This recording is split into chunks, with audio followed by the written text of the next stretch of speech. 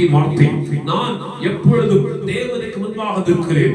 தேவன் என்னோடு கூட இருக்கிறார். அவரின் வலது வருஷத்தில் இருக்கிறார். அவரின் பட்சத்தில் இருக்கிறார் என்கிறதான விசுவாச வார்த்தையை சொல்கிறதான ஒவ்வொரு பிள்ளைக்கும் இந்த வசனம் ஆசீர்வாதங்களை கொண்டு வருவதாக.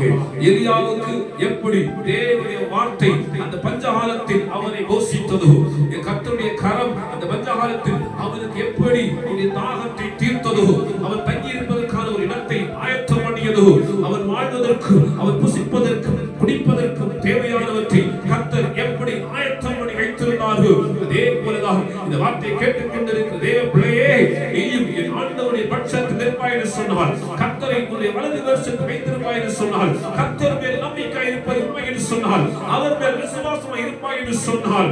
எவ்வளவு பிரச்சனைகள், எவ்வளவு போராட்டங்கள், எவ்வளவு தரித்திரங்கள், எவ்வளவு ஓட்டுறவுகள், எவ்வளவு வேதனைகள் வந்தாலும் சரி, நீ தங்கி இருக்கவும், நீ புசிக்கவும், நீ குடிக்கவும், நீ சுகமாய் ஜீவிக்கவும் எலியாவை போஷித்த அதே தேவன் உன்னையும் போஷித்து, உன்னையும் பாதுகாத்து, உன்னையும் பராமரித்து, தேசத்தில் மழை கட்டளையின் வரைக்கும் உன்னை பாதுகாத்து வழி நடத்துகிற ஒரு தெய்வம் உண்டு. அவருடைய நாமம் ஆண்டவராய் இயேசு கிறிஸ்து.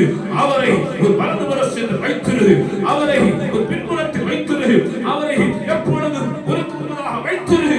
அவர் என்னோடு கூட இருக்கிறார், நான் அவருக்கு முன்னாக இருக்கிறேன். விசுவாச வார்த்தை அறிக்கையிலே அவர் உன்னை போஷித்து பாதுகாத்து வழி நடத்துவதற்கு போதுமானவராய் இருக்கிறார்.